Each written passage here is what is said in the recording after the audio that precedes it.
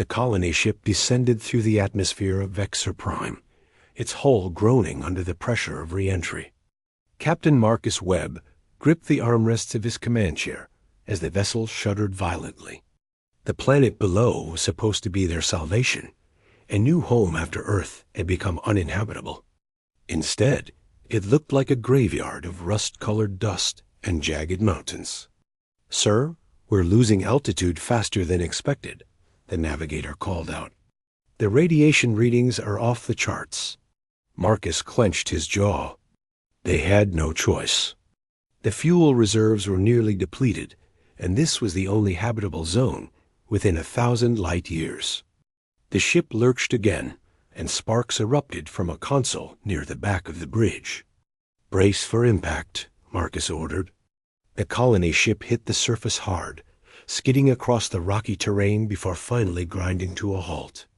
Emergency lights flickered on, bathing the bridge in red. Marcus unbuckled himself and stood, assessing the damage. Half the crew was unconscious, and the ship's main systems were failing. "Get the survivors to the cargo bay," he commanded. "We need to secure shelter before nightfall." As the crew scrambled to obey, Marcus made his way to the medical bay. The ship's doctor, an older man named Thompson, was already treating the wounded. Among them was a young woman Marcus didn't recognize. She wore simple clothes, torn and stained from the crash, and her face was pale with shock. "Who is she?" Marcus asked. Thompson shrugged. "Found her in the passenger section. No identification. She hasn't said a word since I pulled her out." Marcus studied her for a moment. There was something unusual about her features, a refinement that seemed out of place among the colonists. But there was no time to dwell on it. The radiation levels outside were rising, and they needed to move. "Can she walk?" "I think so," Thompson replied. Marcus nodded and moved on. The priority was survival. Personal mysteries could wait. By nightfall, the crew had established a makeshift camp inside the cargo bay. The ship's hull provided some protection from the radiation, but it wouldn't last long. Marcus stood near the bay doors, staring out at the alien landscape. The sky was a sickly green, and the wind howled with an unnatural intensity. "Sir, we're picking up a storm front moving in," one of the technicians reported. "It's not like anything we've seen before. The radiation levels are going to spike." Marcus turned to face the crew. 50 people, all looking to him for answers. He had led them across the galaxy, promised them a new beginning, and now they were stranded on a dying world. "We seal the bay and ride it out," he said. "Everyone inside. No exceptions."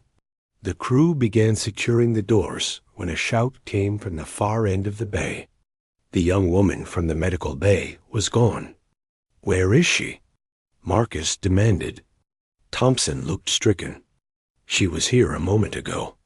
"I don't know where she went." Marcus cursed under his breath. The storm was minutes away, and someone was out there. He grabbed a radiation cloak from the supply locker and headed for the doors. "Sir, you can't go out there," Thompson protested. Marcus ignored him. He had lost too many people already. He wasn't going to lose another. The wind hit him like a physical blow as he stepped outside. The radiation cloak wrapped around him, its leaden fabric heavy and stifling. The air tasted metallic, and his skin prickled with the unseen energy that saturated the atmosphere. He activated the scanner on his wrist, searching for any sign of life. There, a faint signal, moving away from the ship. Marcus ran, his boots crunching on the brittle ground.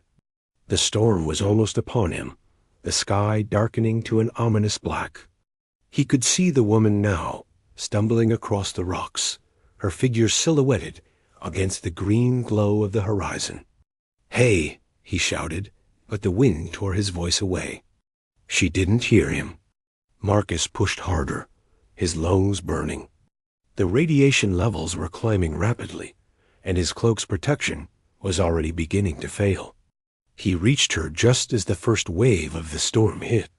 The world turned into chaos. The air itself seemed to ignite, a blinding torrent of energy that seared everything it touched. Marcus threw himself over the woman, wrapping the cloak around both of them. The radiation tore at the fabric, and he could feel the heat building against his back. "Stay down," he gasped. The woman looked up at him, her eyes wide with fear and something else. Recognition, perhaps. But there was no time to think. The storm raged around them, and Marcus held on, his body a shield between her and the deadly energy. Time lost all meaning. Seconds felt like hours, and the pain became a constant, gnawing presence. Marcus's vision blurred, and he could taste blood in his mouth. But he didn't let go.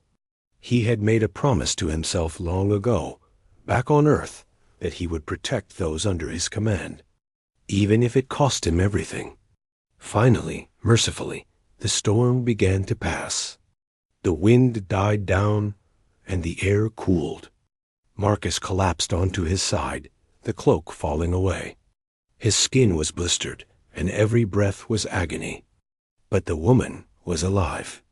That was all that mattered. She leaned over him, her hands hovering uncertainly. "You saved me," she whispered. Marcus tried to speak, but the words wouldn't come. His vision was fading, the world narrowing to a pinpoint of light. He could hear voices in the distance, the crew coming to find them. And then everything went dark. When Marcus woke, he was back in the medical bay. Thompson was standing over him, a grim expression on his face. "How bad is it?" Marcus croaked. "Bad," Thompson admitted. "You took a lethal dose of radiation. I've given you everything I can, but your body is shutting down. You have maybe a day, 2 at most." Marcus nodded slowly. He had known the risks.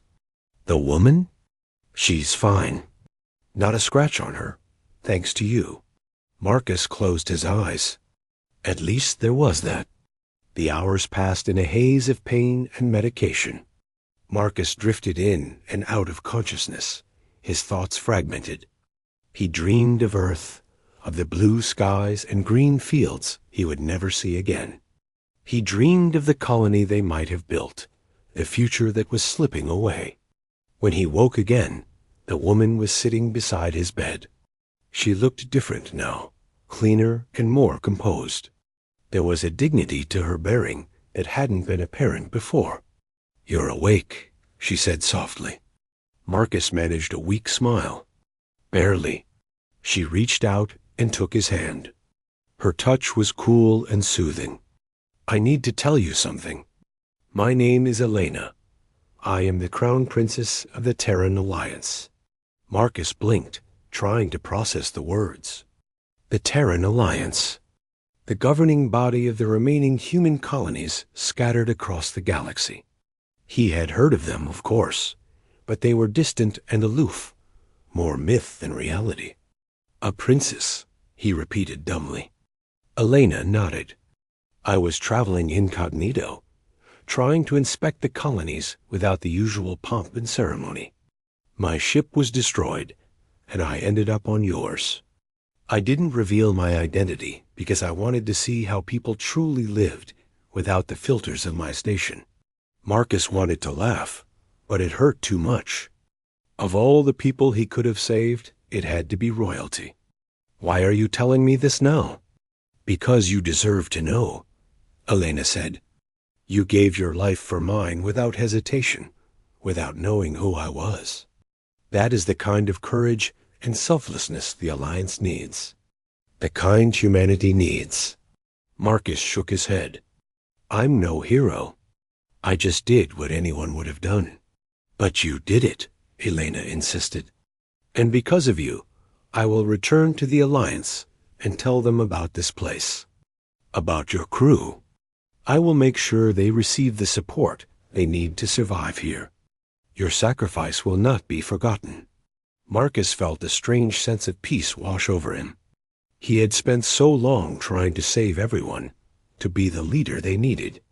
And now, in his final moments, he realized that sometimes survival wasn't about one person. It was about the choices they made, the legacy they left behind. "Take care of them," he whispered. "I will," Elena promised. "I swear it." Marcus closed his eyes for the last time, a faint smile on his lips. He had gambled his life in a radioactive storm, and in doing so, he had secured the future of his people. It was enough. Months later, the colony on Vexor Prime thrived under the protection of the Terran Alliance.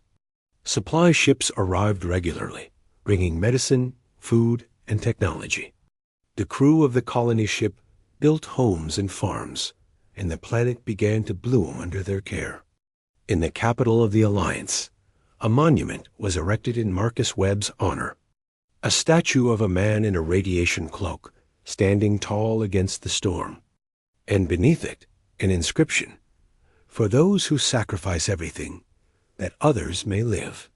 Elena stood before the monument, her hand resting on the cold stone.